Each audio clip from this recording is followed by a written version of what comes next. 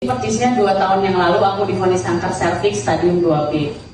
Mungkin kalau aku nggak ketemu sama Suba atau Utsu, aku nggak akan ada di sini. Belum tentu umurku bisa panjang seperti sekarang. Tepatnya 2021, aku divonis kanker serviks stadium 2A awalnya dengan berbagai macam proses karena akunya stres, aku dipijit, beberapa alternatif aku juga konsumsi.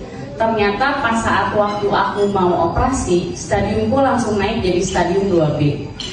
Nah, jadi ternyata kalau untuk pijit itu teman-teman nggak boleh ya, apalagi di kaki itu kan semua pusat dari segala pusat. Jadi kalau bisa hindari yang namanya pijit kaki.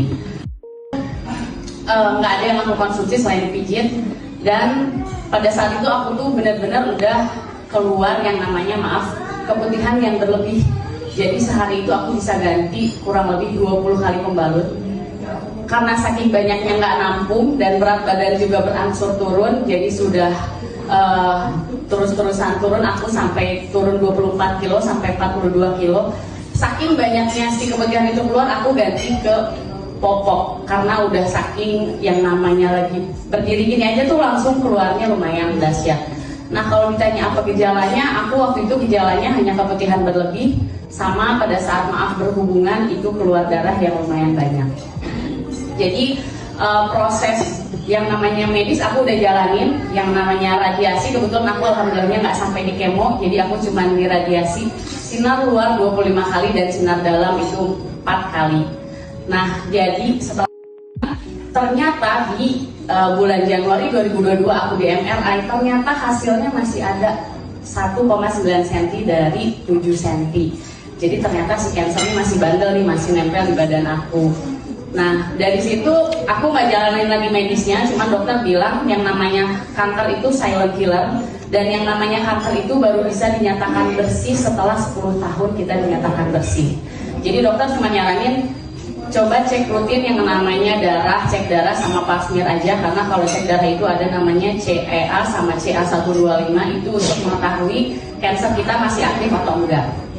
Jadi bulan Juni aku cek hasilnya masih kurang bagus, bulan Agustus kurang bagus, dan di tahun September tahun 2022 sahabatku Mbak Mia ngenalin yang namanya produk AFC ini, Soxsubarasi sama Ortokusi. Jadi baru aku konsumsi 3 hari nih, karena kan hampir 1 tahun aku nge-flag gak berhenti ya teman-teman. Jadi setelah ini kan panas banget tuh, saking panasnya efek radiasi, area depan sama area belakang aku tuh gosong, bener-bener gosong dan hitam. Nah, dan badan pun kaku, super kaku, sekaku-kakunya. Nah, alhamdulillah setelah aku konsum rutin yang namanya Suba Utsu, aku sangat terbantu. Di hari ketiga itu aku keluar pendarahan lumayan banyak, sampai aku konsul ke Mbak Mia, Mbak lanjutin apa enggak? Cuma kata Mbak Mia lanjutin aja. Nah, di hari ke-7 alhamdulillahnya aku yang namanya flag itu sudah stop, tapi belum dinyatakan bersih dari cancer, tapi benar-benar bersih, tidak ada lagi flag yang keluar.